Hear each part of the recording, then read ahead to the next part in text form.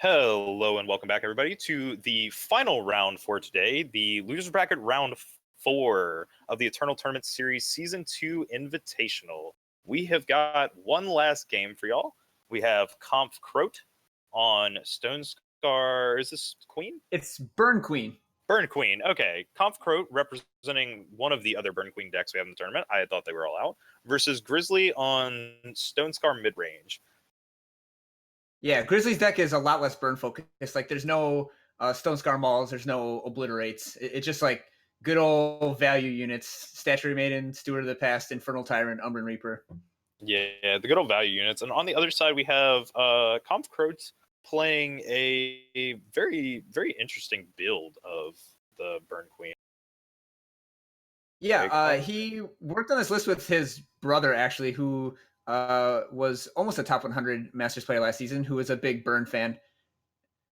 Yeah, and he's got some interesting inclusions in here. I just want to note really quick that have what is it? Like, we've got, this is actually, like, there's a lot of like almost end game in this deck, like mid to end game, like Cabal Countesses and Impending Doom, and 4 Obliterates. Yeah, it's really it's in between a Queen deck and a Stone Scar Burn deck. But looking at the actual game itself, Conf opts to Vara's favor to get his third power instead of playing Argentport Instigator on 2. So Grizzly is able to get the first unit down and hit for 3 with his Instigator. And he's going to have a medium half power Champion of Chaos here. And Conf is going to have nothing but a Cabal Countess. Yeah, he's got this Cabal Countess, and it's interesting to see what he feels like he wants to be doing with Countess. He's probably going to have to fire off this Vara's favor, unfortunately, since he is still missing power drops. Not that Grizzly is looking too good on power over there himself. Yeah, so, I mean, Conf turn isn't too bad. Like, he gets the Vara's favor, get the power, and then play the Argentport Instigator. But Conf needs to try and get on the offensive so that he can leverage this Rapid Shot. A Rapid Shot is just a 1 power removal spell if you're attacking, whereas you're 2-for-1ing yourself if you're using it while defending. Yeah, exactly. He really wants to get on the attacking, and the Vara's favor going ahead and taking care of the Cabal Countess really hurts that out of him. Yeah, and follows up with an Annihilate, so just a 2 removal spell turn from Grizzly, and he is very much in the driver's seat here. He's about to bash for 7 damage. Yeah. And all Conf has in return is an Impending Doom, which, well, it's a good unit. It does cost him a point of health every turn. Yeah, and interesting thing to note there, not only did he push for 7, but with the 2 removals, since there were 2 Argentport Instigators in play, he actually did do 11 damage that turn, so really big turn for Grizzly. Yeah, and now he gets to trade his Champion of Chaos with the Impending Doom, and all Conf has is a kind of embarrassing Bandit Queen that probably has to stay back and block. Yeah, and now that he has the Argentport Instigators in play, like 2 of them himself, Grizzly's pressuring a lot of damage, even with Conf just trading units. Like, he's forcing Conf to lose a lot of life here. So Conf can Dark Return a 4/4 Argentport Instigator here, and that looks better than just playing a Bandit Queen as a 3/2. Yeah, very true. Though the Instigator, if it can get pushed over in any way, I think it'll just get plagued and then he'll swing. And when it dies, it's going to deal 3 damage to him. This is. Yeah, what'll that put Conf down to? 4 health? Yeah, he's going to eat the 3 and then take another 3. So yeah, he will go down to 4 here if Grizzly elects to fire off this plague. But I think he's going to. Okay, he decides to play it a little bit more patiently. Go ahead and stick some cudgels on his units instead. Yeah, if Conf really wanted the 3rd fire influence there, if he could have flame blasted that maiden down, he would have been actually not too terrible a shape here. But now with just the queen as his play, it's looking a little rough.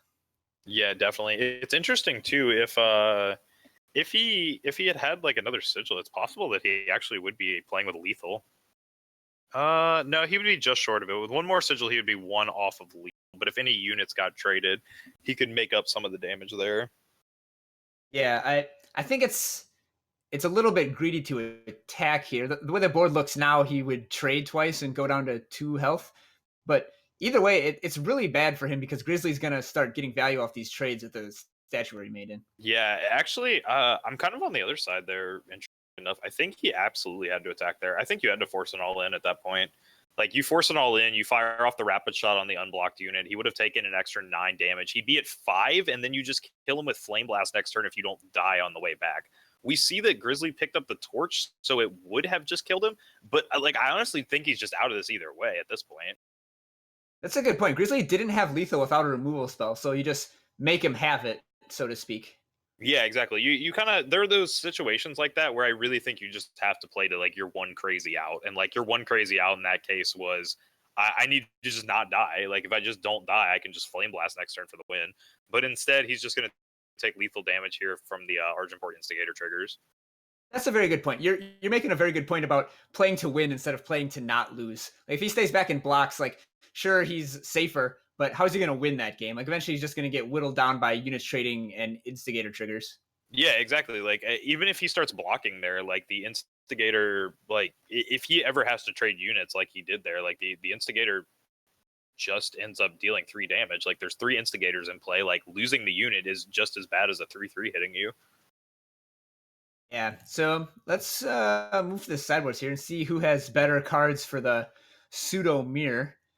Yeah. So Whose list do you want to go ahead and start on? let's look at Grizzly first. All right, let's go ahead and jump over to Grizzly's list then. So Grizzly on this Stone Scar mid-range deck, he's got a pair of Charchain Flails, 2 Sabotages, 3 Treacheries, a Plague, a Furnace Mage, a Stash, 2 Soulfire Drakes, 2 Mauls, and an Azendil's Gift. So I believe this matchup is really hard because it can either get super grindy where all your cards trade, or one person just gets a very aggressive start and just crushes. So it's kind of interesting whether you want to go the like Stone Scar Maul, Smuggler Stash, Soulfire Drake route, or whether you just want to put in the Sabotages and the Charchain Flails and try to take them out quickly. Yeah. It's an interesting choice. Like, I don't know. Like, how do you feel about bringing like Treachery and Sabotage into the matchup? Like, are they the cards you're angling for here? Are you looking for some more hand hate? I'm Or more of a fan of trying to stay proactive and have all cards that play onto the board. Like I like having minimal discard, if any, and just having all removal in units. yeah, And then I would play Smuggler Stash though. Like eventually, if you draw that card, you can just aim to trade off everything and then grab back 3 or 4 cards at once and just completely run away with the game. yeah, we'll see if it comes in. We can see Grizzly sideboarding currently on our screens, and I do note that the 3 Treacheries are coming in, though none of the Sabotages came in. So no Sabotage, 3 Treachery in. And then he's still got like his full removal suite. I think a Plague. No, he didn't bring in the extra Plague. Yeah, it looks like he hasn't made too many adjustments on his low end of the curve. I'm assuming he's bringing in some more high end. Yeah, so one of the most important cards in this matchup is Umbran Reaper, and Kampf has 0 game 1, and Grizzly has 4. But now in the sideboard, Kampf gets to bring in 2 Umbran Reapers, and he also has a left-right Falchion to kind of build your own big life swing. Yeah, exactly. I do like the the Lethrai Falcon, or the Falchion rather, and I'm curious to see if we'll see that back in to help stabilize a little bit of the life total. But we are going to get back into this, and Kampf with an interesting decision here. Like I guess you have to redraw it because it is only 1 power and it comes into play depleted, but it's a pretty interesting hand. Yeah, I think that's a little too greedy. I mean, he is a more aggressive deck. He wants to get out under his opponent, and you can't get out under your opponent if you're playing depleted power and not playing units. Yeah, very true. And we do This see redraw is much better. He's got 1 drop, 2 drop, and then a bunch of big burn spells. yeah, exactly. Like he's got the Oni Ronin on 1, we're gonna see here, and then he's got the Instigator on 2, and he can even use the Flame Blast, possibly a pseudo removal, to go ahead and deal with things later on. So we'll see. Treachery fired off, taking out that impending doom. Interestingly, he goes for the Doom instead of the Instigator. If he takes the Instigator, he knows Kampf doesn't have another 2 drop, and it would really mess up his curve. It is very true, but I on the one hand, that's correct, and I think your assessment is correct, and maybe the right line of play. But it's also possible Grizzly, looking at his hand, is just worried about the 5/5 flyer. Like he's just worried about finding a way to deal with it. Like he does have the Umbran Reaper, but he is also short on power. Yeah, I guess the thinking is he can just find any power, and then he can play the Champion of Chaos to block the 3/3, whereas he doesn't have anything that can block a 5/5 flyer. Yeah, 5/5 flyers are hard to remove with, and oh, look at what showed up to the party. A Warcry left right Falchion. So Yeah, Kampf has to play a Champion of Chaos without having 3 of either influence, so it's vulnerable to Torch. But luckily for him, Grizzly doesn't have a Torch. Yeah, luckily for him, no punish out of Grizzly here, and now Conf is he's definitely in the driver's seat. Although both players really short on power, this game is kind of being decided by what's on the battlefield currently. Yeah, so Kampf is ahead on health, so he gets to keep on attacking here, which means you probably will get good use out of this rapid shot.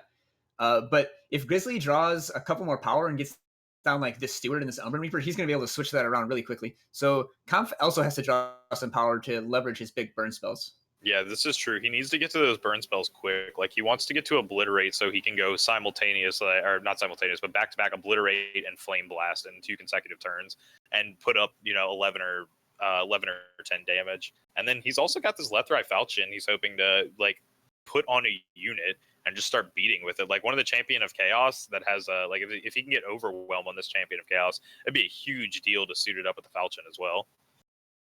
Yeah. This treachery is real nice here. He's to take out whatever unit he thinks he's the most afraid of. Grizzly's missing power, so you probably don't take Infernal Tyrant, even though it's the scariest, just because it's so far away. Yeah, while it is scary, it's interesting levels of scary. Like, first, like you said, it is 6 away, and the other thing is, Grizzly also still only has 1 fire influence. It's entirely possible that he just draws 2 Shadow Sigils, or as we just see in top deck, a Varus Favor, which still only pulls Shadow Sigils, which still means the Infernal Tyrant is unplayable. Yeah, so here Grizzly can either Varus Favor the Ronin plus Plague to kill it, or he can just drop Steward of the Past. And I think he should go for the power, yeah. Because now if you draw Fire, you get to drop that Infernal Tyrant. And then Kampf needs to draw power for Obliterate within 1 or 2 turns, or the game's just going to get out of reach. Yeah, very true. And this 4/4 Champion of Chaos kind of holding the board down right now. Grizzly considering whether or not he wants to swing with it. I'm not too sure about that. And if he does swing with it, we will possibly see why that's a bad idea. If he decides to commit and top decks a Sigil, then he could easily have just slapped the Lethrai Falchion on and punched for 6 lifesteal. Yeah, and not only, actually 7, because the Falchion is Warcry.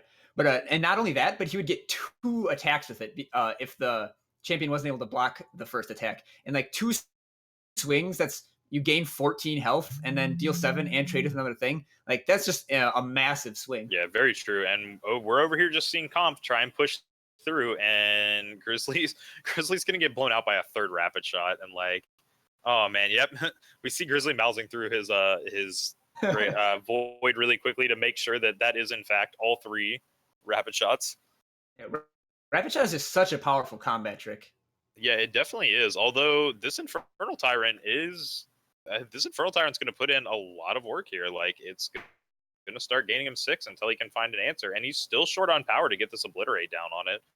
Yeah, so that Plague was really crucial because then Kampf couldn't just trade both of his units for the Infernal Tyrant. But now Kampf draws the Sigil that he needed, turning the Champion of Chaos into an Overwhelmed Deadly unit and getting him 8 health gain.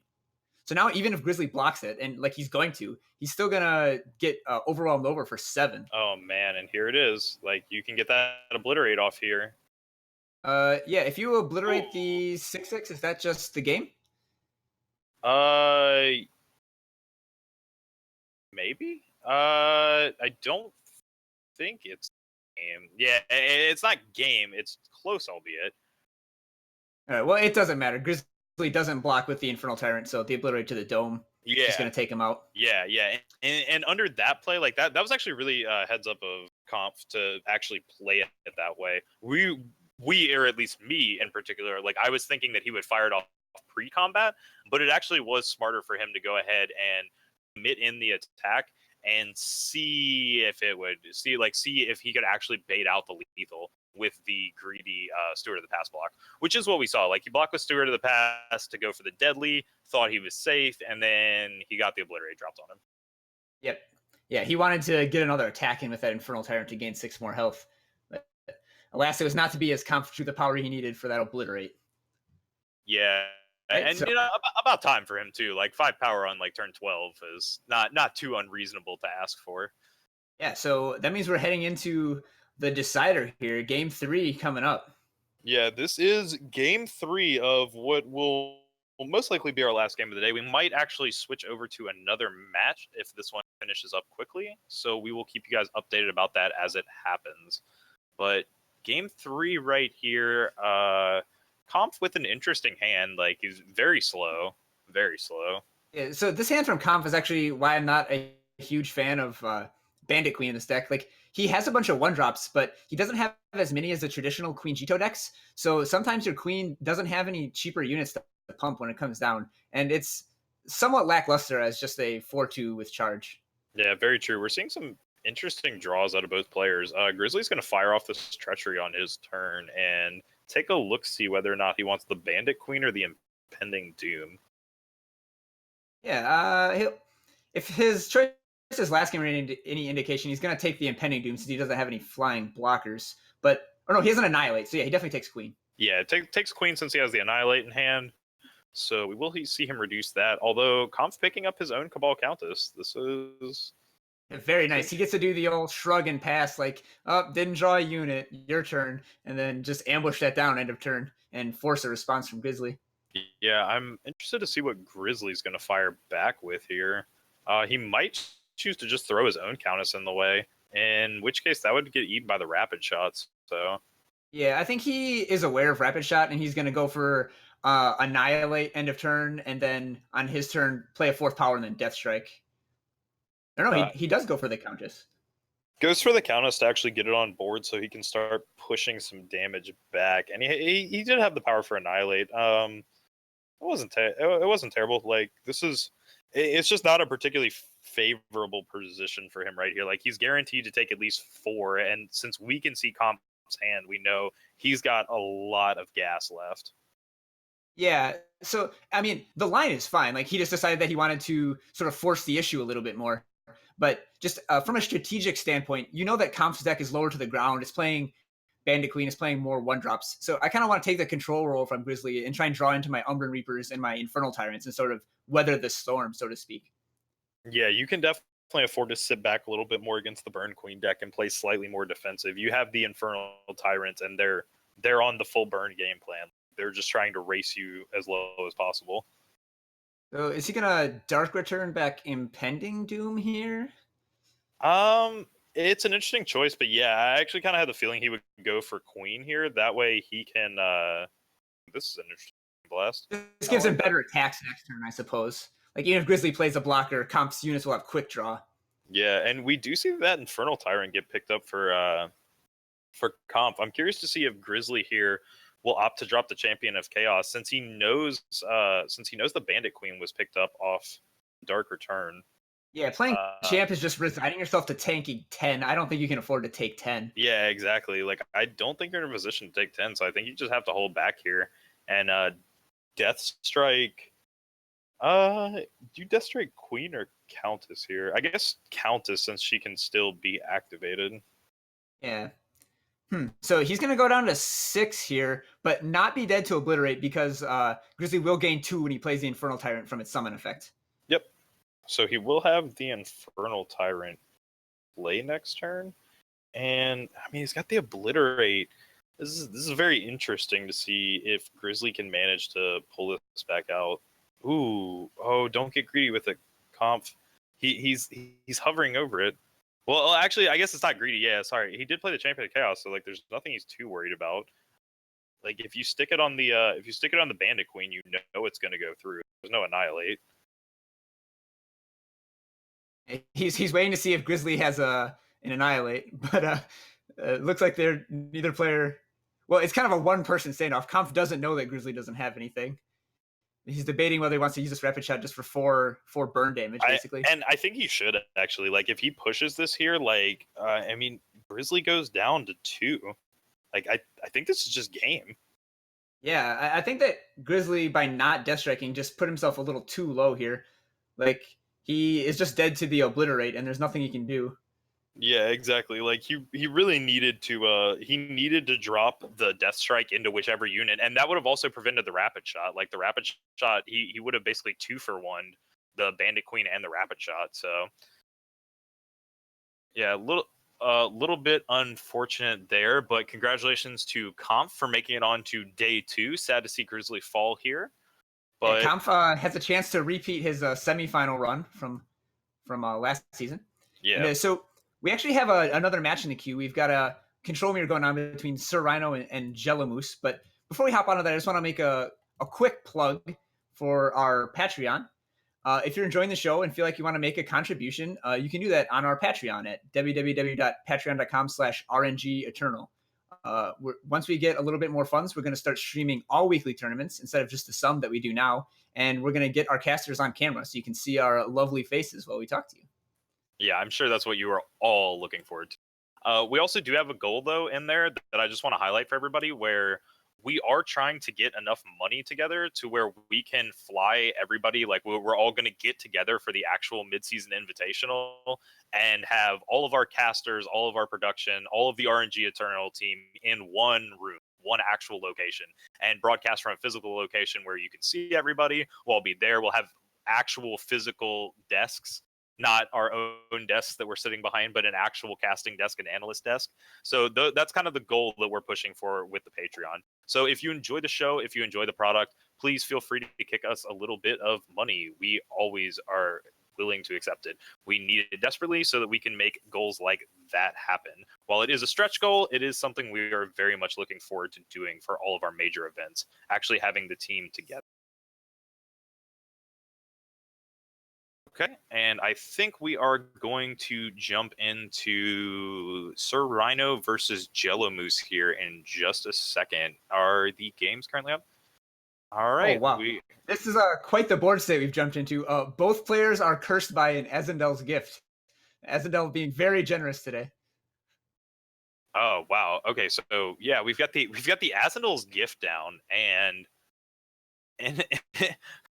I'm not sure what exactly I'm looking at. I guess we're going to see this Sandstorm Titan try and crack off, but it's going to get blocked by this Withering Witch, and we just have this infinitely growing Champion of Cunning here, and it's already 11-5, and it's got the Flying Aegis. Yeah, that's a 2-turn clock. It's going to go up to 13 here, and Jello Moose is at 13 health. Yeah, let's see if Jello Moose can top deck something on the way back, and unfortunately not. So jumping right into the end of the game, although I do believe that was game 1, I think we got confirmation of. So we are going to be jumping into sideboarding for game. That was game 2? Who won the first one? Do we know? Oh, Rhino won the whole series. So wow. Well, unfortunately, we could only jump in to provide you the tail end of that game, but you did at least get to see Rhino there, winning 2-0 over Jello Moose with his Felon control list. So Rhino, another one of our qualifiers for the top 8.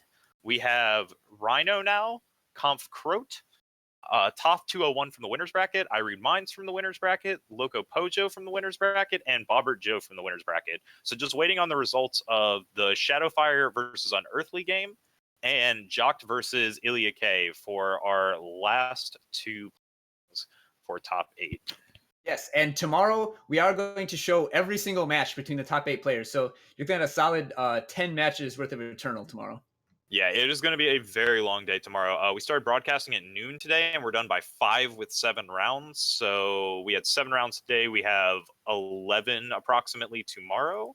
So we should have a good solid 7 or 8 hours of Eternal tomorrow. It's going to be a long day. It's going to be busy trying to get all of these 8 players numbered down to 1.